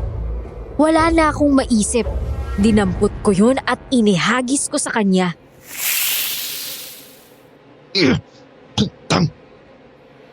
Napaatras siya. Bahagyang nasunog ang balat ng mukha niya. Umusok. Nagkulubot. Pula ang gilid. Nasingot ko ang amoy ng sunog na laman. Nakakahilo. Hayop ka! Anong akala mo? Wala akong laban sa'yo? Sinamantala ko ang gulat niya. Tumakbo ako palabas ng kwarto. Halos madapa sa bilis ng hakbang ko. Sa sala ako bumagsak. Humihingal, nanginginig pero buhay at humihinga. Nasaan si Pina? Napatingin ako sa paligid. Walang tao. Bukas ang pinto. May bakas ng yabag sa putik. Pakanan. Hindi ko alam kung yung aswang ba ang lumabas o si Pina. O pareho sila.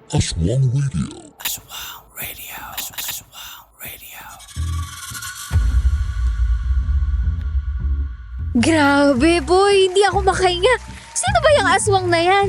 Anong galit meron siya at parang gusto niya talagang patayin ng ating bida. Naku, oh no! Teka lang, Pao. Ang creepy talaga nun. Yung gumising ka tapos may lalaki sa ulunan mo. Nako! May kutsilyo pang gawa sa buto. Ayoko na. Ayoko na din.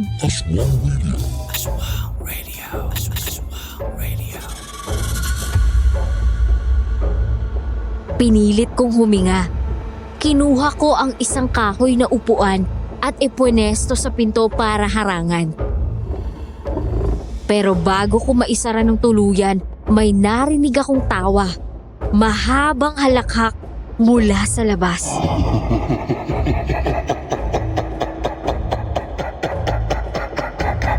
Sinimulan niyo to, Elias. Tatapusin ko gamit at dugo ninyo lahat. Hindi ko siya nakita, pero ramdam ko ang presensya niya sa bawat ihip ng hangin. Hindi lang ito basta aswang, iba siya. Bata pa sa itsura, pero ang lakas niya, hindi pang karaniwan. Hindi ko alam kung anong atraso ko sa'yo. Pero pag may ginawa ka kay Pina, hindi kita patatawarin. Hindi pa to tapos. Napaupo ako sa kawayang upuan. Pinilit kong ayusin ang sarili ko. Pinilit kong hindi manginig, pero hindi ko na makontrol ang kabog ng dibdib ko. Sumabay pa ang pagbagsak ng malakas na ulan. Hindi ko alam kung anong uunahin ko, ang hanapin si Pina o ang ipagpatuloy ang paghahanda sa sarili ko sa kung anumang gyerang posibleng dumating. Kung biniktima nila si Pina, kung kinuha siya ng aswang, hindi ko talaga sila mapapatawad. Elias, tulong! Napatayo ako. Sa labas nang galing ang sigaw na yon.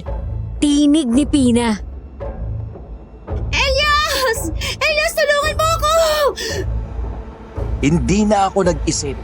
Tumakbo ako palabas ng bahay, walang armas, walang baston. Ang tanging dala ko lang ay galit.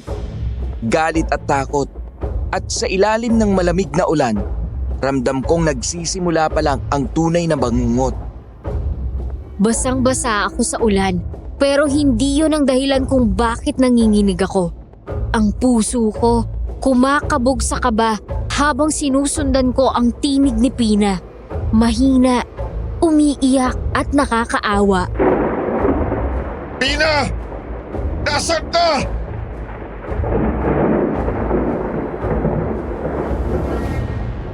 Gumuguhit ang kidlat sa langit sa pagitan ng pagkislap ng liwanag sa likod ng mga sagingan.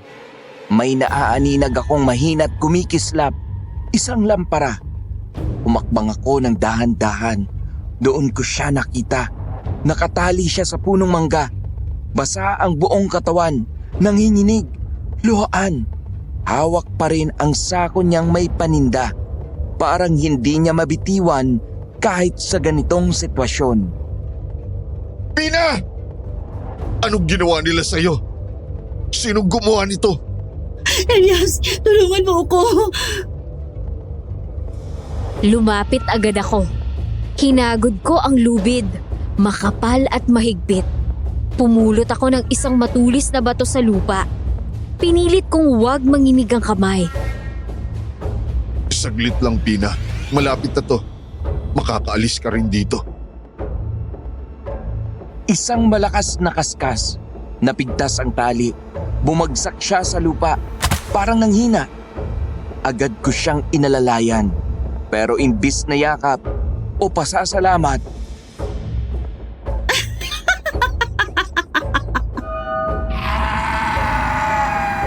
napatigil ako. Para akong pinaso. Ang pawis ko dahil sa kaba at tubig ng ulan. Naghalo na sa balat kong nanlalamig. Pina? tumayo siya. Hindi na siya katulad nung Pina na una kong nakilala. Nawala ang takot sa mga mata niya. Napalitan ng ngising hindi ko maipaliwanag. Mapanira at nakakainis. Nakakasuyang tingnan. Ay, Elias. Hindi ko naman akalaing ang dali mo lang palang utuin. Kayo ng pamilya mo. Anong ibig mo sabihin? May mga yabag sa likod. Mula sa kadiliman, lumitaw ang aswang na umatake sa akin. Bit-bit pa rin niya ang kutsilyo niya. Malamig ang titig na ibinibigay niya sa akin. Ang galing mo talaga, Pina. Magaling ka man lang, kapatid. Bitag to. Bitag lahat to, Pina. Oo, Elias. Hindi pa ba halata? Hindi ko na kailangan itago, diba? Tapos na ang palabas. Oras na para sa totoong kwento. Anong kwento? Anong kwento gusto niyong patunayan? Kami ang anak ni Ramon at Lourdes. Tapos, hindi ko sila kilala. Ako si Josefina. Si Gary ang kapatid kong buo, ang kuya ko. At ang mga pinatay niyong tinatawag ninyong masasamang nilalang? Magulang namin yon. Natatandaan mo ba yung kinuwento ko sa inyo? Ha? Hindi. Hindi. Hindi kayo. Mga kagaya mong pumatay sa kanila. Mga kagaya ng pamilya mong albularyo. Pinugutan, sinunog, at talagang pati mga kapatid naming sanggol. Hindi nila pinalagpas. Ano bang ginawa namin sa mga kagaya ninyo? Hindi ko alam to. Wala akong kinalaman. Pero albularyo ka. Isa ka sa kanila. Kahit hindi ikaw ang pumatay, kargo mo pa rin ang kasalanan. Kayong dalawa ng tatay mo. At alam mo ba? Ako ang nagbaon ng bangkay sa likod ng bahay mo. At tulad mo, albularyo rin ang isang yon. Gusto mo bang patulad sa kanya? Kahit ilang halamang gamot pang ibigay mo sa mga may sakit, hindi mabubura ang ginawa ng lahi mo. Bakit kailangang lahat kami madamay sa ginawa ng iba? Inosente kami. At sigurado kung hindi nila gagawin yon kung wala namang ginagawang masama ang mga magulang nyo. Hindi. Lahat kayo pagbabayarin namin para maramdaman ninyo kung gaano kasakit ang paghihiganti ng mga batang paslit na naulila sa pamilya sa murang edad. Napaatras ako. Sumasakit ang ulo ko. Parang hinahampas sa bawat salita nila. Ang dibdib ko'y parang sinisiksikan ng kung anong hindi ko maibuga. Naniwala ako sa iyo, Pina. Naging mabuti ako sa iyo. Pero ito ang igaganti mo sa akin. Ito ang plano mo. At salamat. Dahil sa'yo, medyo dumali ang trabaho ko. Hindi ko nakasalanan kung masyado kang maawain. Anong gusto niyong mangyari? Ubusin kami? Oo, Lahat kayo. Lahat ng may tugong albularyo. Lahat ng may kakayanang pumatay sa tulad daming nilalang. Aalisin namin ang mga kagaya ninyo. Kami ang mamamayagpag at kayo ang talunan. Hindi kami mga halimaw na tulad nyo. Kayo dapat ang mawala rito sa mundo. Hindi naman kami ganito dati. Pero pinilit nyo kaming maging ganito. Buhay kapalit ng buhay. Laman kapalit ng luha. Dugo kapalit ng dugo. Tahimik ang paligid. Wala na ang kulog at kidlat. Tila nakikiramay sa katahimikan. Wala akong pinatay. Pero ngayon, baka mapilitan akong lumaban. Sige, subukan mo. Tingnan natin kung gaano katibay ang paniniwala mo kapag sarili mo nang isusubo mo sa apoy. Nararamdaman kong lumalalim na ang gabi. Humihigpit ang paligid. At sa unang pagkakataon, hindi ako sigurado kung kaya ko pang makaligtas ng buo. Wala akong panangga, wala akong baston, wala akong palaspas. Ang meron lang ako, galit, takot, at buo kong katawan. Sige na, Elias. Tumakbo ka kung gusto mo. Mas masarap kang habulin. O kaya, lumaban ka. Para makitang kaya rin naming patumbahin ang albularyo kahit walang buong sabungan. Kumakabog ang dibdib ko. Naghahanap ng kahit anong makakapitan, makukuha o maipapalo. Wala akong ibang makita sa paligid kundi dalawang taong gustong kitilin ang buhay ko. Hindi ako titigil hanggat hindi ko nalalaman kung ano ang mga pinaplano nyo. Hindi mo kailangang malaman. Ang mahalaga, dito ka mamamatay. Bigla siyang sumugod, matulin, parang hayop. Nakataas ang kutsilyong gawa sa buto. Umiwas ako sa pakanan. Bahagyang dumula sa putik ang mga paa ko. Huwag mong isiping matatakot ako sa kutsilyo nyo. Hindi ko na kailangang isipin. Kita na sa mukha mo. Sinubukan niya ulit undayan ako ng saksak. Tumilapo ng mga putik. Napaatras ako. Sunod-sunod ang atake niya. Isang siko sa sikmura, isang saksak pakaliwa na nailagan ko lang dahil sa pagkadulas ko ulit sa putik. Ang dami niyong sinabi. Pero ni isa sa inyo, alam kong hindi handang mamatay ngayon. Ako? Hindi ako takot mamatay. Matagal na akong patay. Lumapit si Pina. May hawak siyang pako. Kalawangin, matulis, kakaibang liwanag ang dumaan sa mga mata niya. Sige na, Pina. Subukan mo siyang wakasan. Gusto kong marinig siyang sumigaw. Nasa gitna nila ako. Si Gary sa kanan. Si Pina sa kaliwa. Umiikot sila. Parang gutom na hayop. Ako ang nakikita nilang pagkain. Masakit bang traidorin ka ng taong pinagkatiwalaan mo? Ha, Elias? Mas masakit palang maniwala sa demonyo.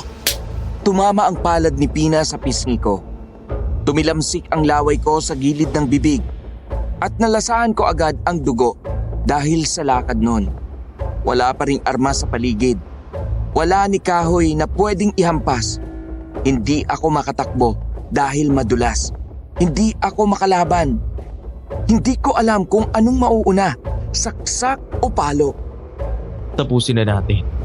Huwag mo na patagalin. Hindi siya kagaya nila. Mahina ang isang to. Hindi siya mahina. Ginawa lang nating ganun. Itinataas na ni Pina ang pako. Papasok sa tapat ng dibdib ko. Pakiramdam ko tumigil ang oras. Tumigil ang mundo. Kung ito na ang katapusan ko, sana ikapanatag ng puso niyong puno ng galit at mabawasan ang hinagpis ninyo. May tumama kay Gary mula sa likod. Isa, dalawa, sunod-sunod. Napaluhod siya. Ang mata niya naghanap ng dahilan pero nakita ko kung sino ang dumating. Mga walang hiya kayo! Mga salot kayo sa mundong ito! Si Tatay Bert, basang-basa, bit-bit ang baston kong kawayan. Sa bawat palo niya, parang may kasamang dasal. Bawat hampas, parang may galit ng daang taon. Tay! Salamat sa Diyos, dumating ka. Ramdam ko kailangan mo ng tulong.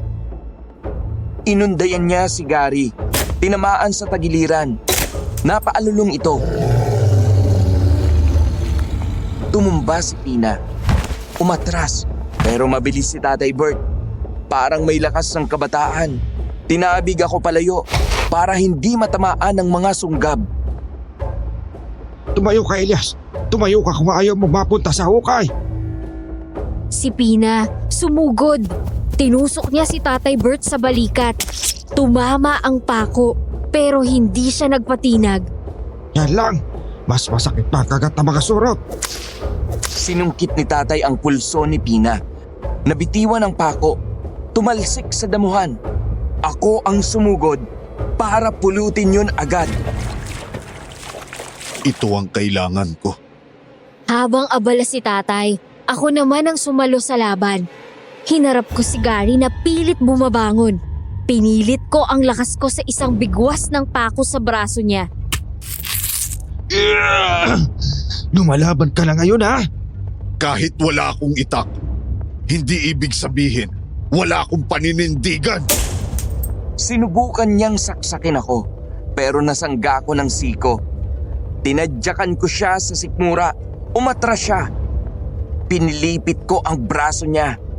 Pero nakawala siya at binigwasan ako sa tagiliran. Elias, lumot ka!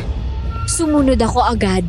Saktong pagyuko ko, may hinagis na almeres si Tatay Bert. Tumama sa noo ni Pina. Pina!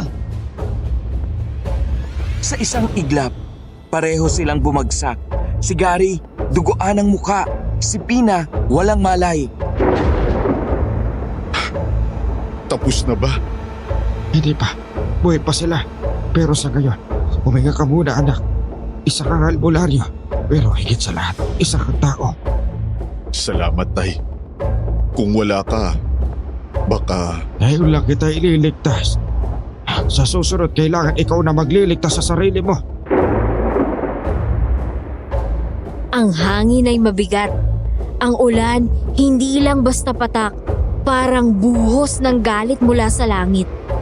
Nakaalalay pa si Tatay Bert sa balikat ko habang tinititigan namin ang walang malay na katawan ni Pina.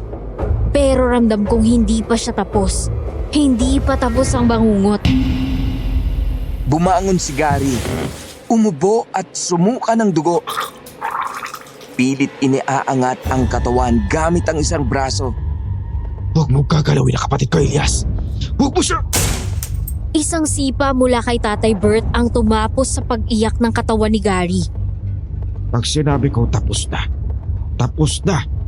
Halimaw kayo ng kapatid mo. Napatingin ako kay Pina. Ang mukha niya, puro galos. Malayo na sa malaanghel na mukha. O sadyang nakita ko lang talaga ang kademonyohan niya. May bahid pa ng dugo sa labi. Pero ramdam kong buhay pa siya. Hinihintay lang ang tamang oras para umatake. Tay, kailangan ko siyang tapusin. Oo, ngayon din. Pero huwag mong gawin gaya ng ginawa nila. Gamitin mo ang alam mo. Gamitin mo kung sino ka. Tumango ako, pero wala akong dalang itak. Wala akong buntot pagi. Wala akong asin. Ang meron lang ako, ang sako ng paninda ni Pina. Binuksan ko ang sako. Lumantad ang sangkaterbang bra. Iba't ibang kulay. Laki, tela. Pero ang mata ko, huminto sa isa. Pula, makapal, matibay ang strap. Ito lang ang meron ako. Hindi siya tinatablan ng bawang dahil nahahawakan niya ang mga ito. Kung gagamit ka ng bra para pumatay, siguraduhin mong hindi ka mabibigo. Lumapit ako kay Pina. Mabagal. Walang halos tunog ang mga yabag. Nanginginig ang mga daliri ko habang binabalot ang strap ng bra sa palad ko. Nakatingin lang siya. Nakasimangot. Parang tinatawanan ako sa loob ng kanyang isipan. Ganyan ka ba talaga kahangal? Elias? Bra? Kung ito lang ang meron para mamatay ka, 3 beses ko pa itong gagamitin. Tumalon ako, sabay sakal ng bra sa leeg niya. Binalot ko ng mahigpit. Lahat ng galit ko, lahat ng panlilinlang, lahat ng pagkabigo, ipinasok ko sa paghatak. Elias, hintay. Wala ka nang dapat sabihin. Dapat lang sa'yo matapos. Nagpupumiglas siya. Sinubukan niyang kagatin ang kamay ko. Tinadyakan ang sikmura ko. Pero hinila ko pa lalo ang strap. Sige pa, Elias. Huwag mong hayaang makawala yan. Hindi ako mamamatay ng ganito. Maswerte ka nga't hindi ko sinabayan ng bawang tong bra mo. Dahan-dahang humina ang galaw niya. Nabawasan ang sipa. Ang kamay, kumakapit na lang sa putik. Ang mukha, namumula, nangingitim. Pina, tapos ka na. Binitawan ko ang bra. Bumagsak siya sa lupa. Katawan ng isang nilalang na wala ng kaluluwa. Ako. Elias, ano klase ka? Bumilib ka na naman sa anak mo. Akala ko dati mahina ka. Akala ko pag dumating ang ganitong gabi, ikaw ang unang mamamatay. Ako rin. Akala ko hindi ko kaya. Pero kinaya ko pa rin sa tulong mo, Tay. Pinulot ni Tatay Bert ang ginamit kong bra. Tiningnan niya. Inikot sa palad at saka siya napailing. Bra, wala pa akong ibang narinig sa buong buhay ko na gumagamit na pumatay nito. Ngayon meron na. Gagamitin ko tong kwento. Isusulat ko para maalala ng susunod na salinlahi. Huwag maliitin ang bra. Pwedeng gamiting panangga na baka yan ang pumatay sa'yo. Napatawa ako kahit basag. Kahit may dugo pa sa gilid ng labi ko. Napatawa ako kasi sa gitna ng lahat ng gulo, yun ang una naming normal na usapan sa buong gabing to. Ang akala ko'y sapat na ang kaalaman ko sa panggagamot upang ipagtanggol ang mga inosente at labanan ang kasamaan. Ngunit sa pagharap ko kay Pina, natutunan ko na ang tunay na lakas ay hindi lang nasa kaalaman o sa mga ritual. Nariyan din ito sa pagtanggap sa sarili mong kahinaan, sa paghingi ng tulong sa iba, at sa pagtitiwala na may kakayahan ka pa ring manalo. Kahit gaano pa kahirap ang laban na ito ay nagbukas sa aking mga mata. Hindi lahat ng nakikita ay totoo. Hindi lahat ng kasamaan ay may iisang mukha. Salamat kay Tatay Bert sa hindi pag-iwan sa akin. Kung wala siya at hindi dumating, sigurado akong ngayon ay wala na rin akong buhay. Naging mas mapagmatsyag at mas mapagkumbaba ako dahil sa karansang ito. Ang pinakamahalagang natutunan ko ay ang kahalagahan ng pagtutulungan. Dati, inakala kong kaya kong gawin ang lahat ng mag-isa, na ang aking sariling kaalaman ay sapat na. Subalit ipinakita ni Pina na ang kasamaan ay maaaring maging mas matalino at mas mapanlinlang kesa sa inaakala ko. Natutunan kong ang tunay na lakas ay nasa pagkilala sa sariling kahinaan at sa pagtanggap ng tulong mula sa mga taong nagmamahal sa akin. Lalo na ang aking ama. Natutunan ko ring hindi lahat ng kaaway ay may anyong aswang na madaling malaman at ang pagiging albularyo ay hindi lang tungkol sa panggagamot, kundi sa paglaban din sa mga kasamaang hindi mo nakikita. Hanggang dito na lang po ang kwento kong ito. Pero bago ako magpaalam, nais ko pong mag-iwan ng katanungan na sana'y masagot po ninyo, Paula and Popoy. Pati na rin po kayo, listeners. Kung isa ang kwento ko sa mapipili ninyo rito, kung sakaling kayo po ang nasa sitwasyon ko, maiisip nyo bang gamitin ang bra para mapatay ang aswang? Yun lamang po. Sana po'y sagutin ninyo ako. Maraming salamat sa pakikinig.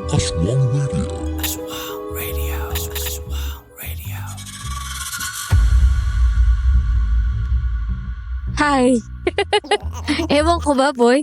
Pero yung pamagat pa lang ng kwento natin ngayon, parang kinalabutan na ako agad. Totoo! Tindera ng bawang at bra nakisilong sa kubo ng albularyong gwapo. Parang title ng pelikula sa VHS, di ba? Grabe yung VHS. Pero in fairness, may lalim yung kwento ni Elias. Ang ganda ng puso niya. Oo, totoo. Sino mag-aakala na yung bawang at bra na usually wala namang connect sa isa't isa, magiging sandata niya pala laban dun sa aswang. Kaya kung may award para sa pinaka-creative boy na weapon, panalo na si Elias. Wala na. Ang tumatak talaga sa akin, yung eksenang niligtas niya si Pina. Yung pagiging totoo niya bilang albularyo na gusto lang tumulong. Tapos malalaman mo later on, may ibang plano pala si Pina. Parang love life ko. Ay, talaga. Siningit pa yan. Akala mo mahal ka, yun pala. May Ay. iba na. Ay. May connect ba? Di ba wala? Wala. Bawal ang hugot dito, Poy, ha? Pero seryoso, ang simple ni Elias, no? Ang simple niya. Ang paniniwala niya sa kabutihan ng tao, yun ang weakness niya. Mm-mm. Pero at the same time, yun din ang nagpapalakas sa kanya. Isipin mo, nagtitiwala siya sa isang babaeng tindera ng bra na aswang pala. Ay, nako. Grabe yun. Pero solid ang twist, Pao. Akala natin simple lang yung kwento. Isang Tama. albularyo versus isang aswang. Yes. Pero lumalim. Lumabas na may pinaglalaban pala si Pina. At may madilim na kasaysayan ang mga albularyo. Parang sila rin pala ang kontrabida sa mata ng mga aswang. Ang galing nga no, Poy? Kasi na-realize ko rin na ang kasamaan, hindi lang yan yung pangit o nakakatakot sa panlabas. Minsan, nasa mga taong magalang, tahimik, yung mga ganon, yung mabait. Tapos yung pagiging tuso ni Pina, ginamit niya yung tiwala ni Elias laban sa kanya. Chess match talaga, Poy. Checkmate si Albularyo eh. Yung eksenang, dito ka muna sa kubo ko. Ay, Doon na nagsimula ang lahat. Kung hindi siya nagpakumbaba at tumulong, makaligtas siya. tama. Pero dahil sa desisyon niyang yon, nagbago ang buhay niya. Ang pagiging albularyo pala, hindi lang gamutan. Pakikipaglaban din yan sa mga kasamaan na hindi mo agad nakikita. Sabi nga ni Elias, Poy, ang pinakamahalagang aral niya ay yung pagtanggap ng tulong. Akala niya, kaya niyang mag-isa. Pero minsan, yung lakas mo, 'di ba? Yung lakas mo nasa kakayahan mong aminin na kailangan mo rin ng iba. And kahit gaano ka pa kagwapo, kalakas bilang albularyo. At eto na nga, Pao. Nasa dulo na tayo ng kwento, pero nag-iwan si Elias ng isang tanong para sa lahat. Oo. Lalo na sa ating dalawa. Tayo na naman. Kung kayo ang nasa kalagayan ko, gagamitin niyo ba ang bra para patayin ang aswang? Poy, yan talaga yung tanong niya, ha? Yun talaga yung tanong na hindi ko akalain tatanungin ko sa sarili ko ngayon eh. Yung bra. Pero in fairness ha, ang lalim din kung iisipin. Ako, kung magpapakatotoo, kung yun lang ang meron at yun lang ang sandatang makakaligtas sa akin at sa mga mahal ko, go! Gagamitin ko yan. Huwag nating maliitin ang kapangyarihan ng bra. Suporta yan di ba? Literal at simboliko. Ay wow, may simboliko ka pang nalalaman. Ako naman siguro, Poy, hindi ko agad maiisip yon. Pero kung yun lang talaga yung option, at buhay naman ang nakataya, baka oo nga. Kasi kung yung bra ay simbolo ng suporta, pwedeng maging sandata yan para tapusin ang pananakot. Lalo na kung yan din ang huling bagay na magpapabagsak sa mga aswang. Symbol of strength. Ayan ha. Ang lalim ng hugot mo, Paola. Kaya kayo ba, listeners? Ano ang sagot ninyo? Kung kayo si Elias, yung bra lang talaga ang meron kayo, gagamitin nyo ba yon para tapusin ang laban? I-comment na ang sagot sa ating comment section dahil gusto naming malaman kung paano kayo lalaban gamit ang simpleng bagay na may di pangkaraniwang lakas. Yun! Hanggang sa susunod nating kwentong pagsasaluhan, Ako si Popoy na nagsasabing, pwede mo akong gawing midnight snack. Pero dapat ako ang unang kakagat. At ako naman si Paula na nagsasabing, hindi ako nangangain. Maliban na lang kung ikaw ang uulamin. At ito ang Aswang Radio. Aswang Radio.